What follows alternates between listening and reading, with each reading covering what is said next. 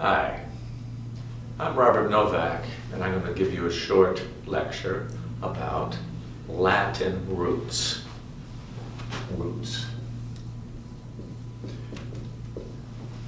I want you to get out your magnifying glass so you can look at words very closely. I want you to be a detective.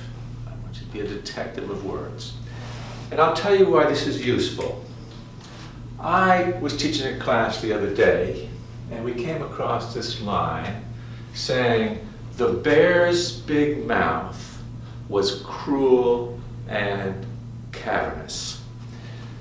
Cavernous. And I asked my students if they knew what this word meant, and they said, "No, we don't know what it means." And I said, "Well, look closely.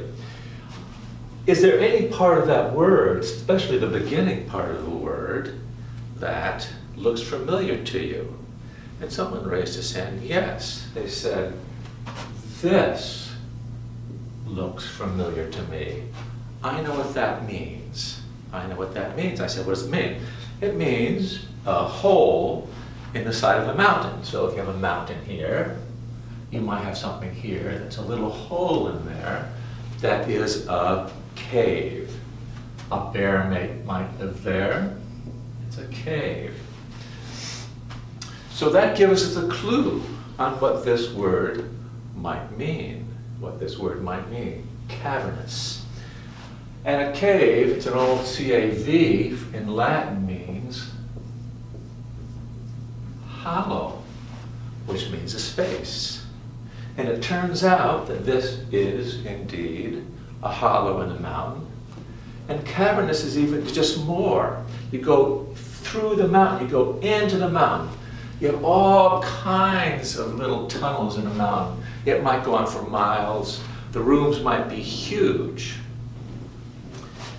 And I said, any more words that you might know that come from this thing here? And I said, when you go to the dentist, sometimes you have a hole in your tooth, a little hollow. What do we call it?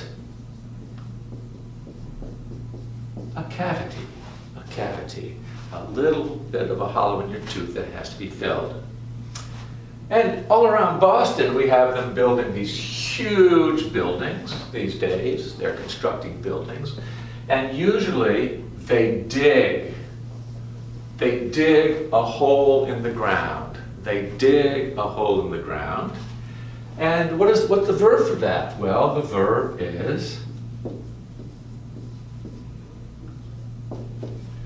excavate, to excavate. And here we have our cav again, to make a hole.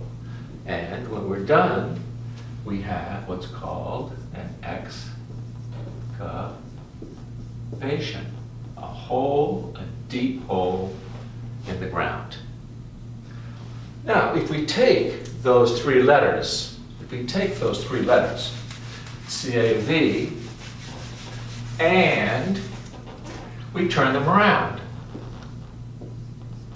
like this, that's another little seed. And if you know what that seed means, it grows into many, many words. And this seed means empty. It means empty. And we're all familiar with vacuum. We clean with it, but it's an empty space. It sucks up the dirt. Sometimes when we're driving on a long trip and we need to find a place to sleep, we look for a motel that has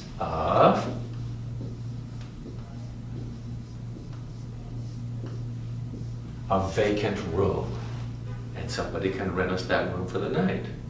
And so we look for a sign that says vacancy. It means the hotel has a room that we can sleep in. Sometimes we're living in a building that maybe has a gas leak, and we can't live there for a night, so we have to vacate the building. We have to leave the building. We have to make it empty. We have to make it empty. And sometimes we do this, there's no problem. We're in the summer and we want to go someplace just to have some fun, to relax, but we're going to leave our house, we're going to make it empty. And so we take a vacation. We take a vacation, we leave it empty. Again, sometimes, not so much in Boston, but in various other places, Miami, where there are a lot of hurricanes, people have to leave. They have to leave. So they have to get out because it's very dangerous. So they have to evacuate. And when 1,000 people do that, we say there is evacuation going on.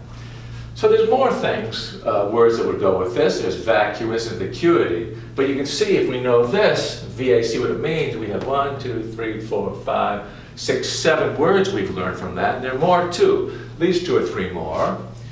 And your vocabulary expands. It's like taking a balloon, blowing up your vocabulary just with one breath. There is a very good site to look at this, to explore this. And the site is membeam.com.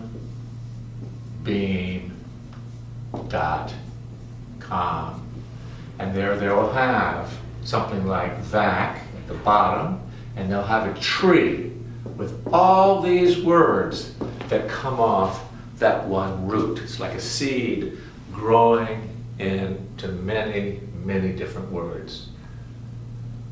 So I just think that my advice is when you look at some words, take out your magnifying glass, look at them closely, and see if you can find some seeds that will give you the meanings of many more words. Till next time.